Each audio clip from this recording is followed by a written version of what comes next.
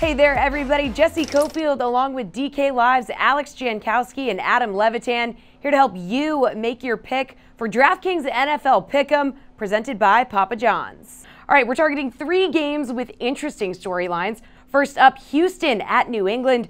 Alex, does Deshaun Watson's return mean big things for the Texans? I think it does, at least in week 1, but let's get one thing straight. First off, right off the bat, week 1, it's no fun picking New England. Come on, who wants to honestly pick the Patriots? And it's not just Deshaun Watson. You got a healthy Will Fuller, J.J. Watt, Whitney Mercilus on the defensive end. This game last year was pretty close, 36-33, and has New England gotten any better or worse since then? Remember, Brandon Cooks in that game, 5 catches, 131 yards, and 2 touchdowns. Now he gone. Julian Edelman still gone.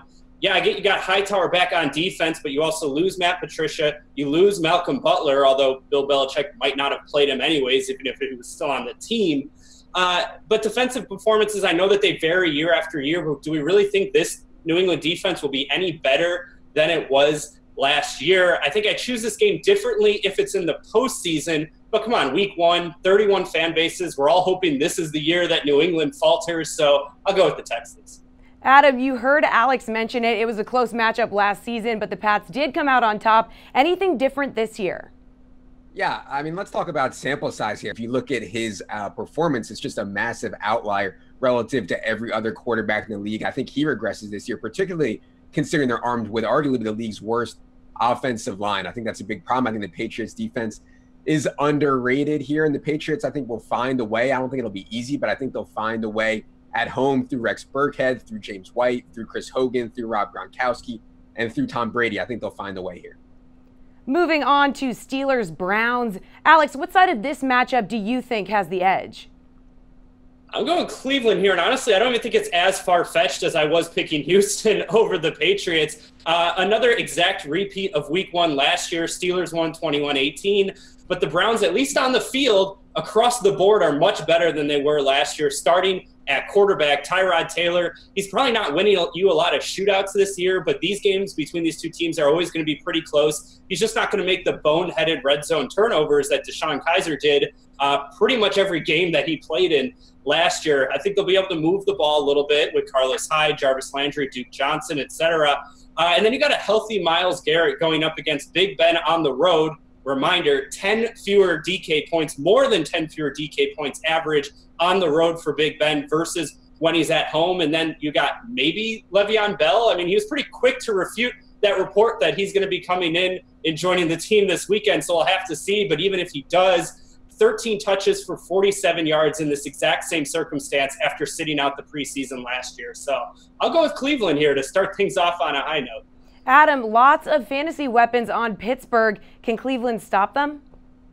Yeah, I actually agree with a lot of Alex's points here. This Cleveland team is extremely talented, and you could argue that they have some of the best young talent in the entire league. What we've seen, though, is just inept coaching game after game. They've had so many fourth-quarter leads, second-half leads that they just blow and blow and blow. And I think maybe not because of DeShone Kizer, but more because of coaching. And that's really the big difference here. To me, I think Hugh Jackson is absolutely inept. But just from a skills perspective, from a talent perspective, I do think the Browns will play very well. And if you give me 5 or 6 points, I'd certainly take the Browns. Now, Washington made a big move in the offseason in acquiring Alex Smith. Adam, when you look at their matchup, how big of an influence is he in deciding which side to pick? Yeah, Alex Smith has long been one of my least favorite fantasy quarterbacks, but the dude wins games. And I think that's really big for the Redskins, just to get someone in there who's settled down and played really consistently.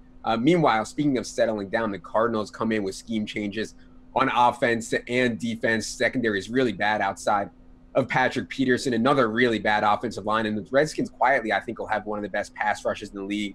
Ryan Kerrigan and Preston Smith out there. So I think it'll be a really close game, and going on the road is certainly never easy for a mediocre team like the Redskins, but I think they'll find a way here to squeeze one out. Alex, the Cardinals also made some offseason moves, but are they enough to win this game? Look, I can say 2 things with certainty. 1, you're not getting Sam Bradford for 16 games. 2, you're not getting Sam Bradford for 6 games. But I think you get him for 1 game, and that's all we're talking about here in week 1. You combine that with the return of David Johnson. You got the swan song with Larry Fitzgerald. New coach, new enthusiasm there at home with a team traveling across the country. I like Arizona in a tight matchup here. I'm not looking at what Alex Smith did last year in Kansas City, where he inexplicably became like the best deep ball passer in the league. Now he's on a non-Andy Reid coach team with fewer weapons as well. I mean, Jamison Crowder, I think he's good with what he does. And Josh Dotson is supposed to be a breakout. At least that's what everyone on Twitter is telling me.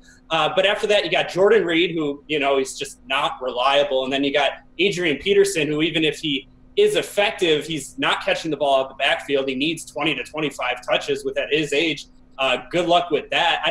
I like Arizona in this game, at least with all that energy that comes with having the new coach and things like that. And, all the other things that I mentioned. I think they get this one out at home. Alex, Adam, thanks for the insight and the picks.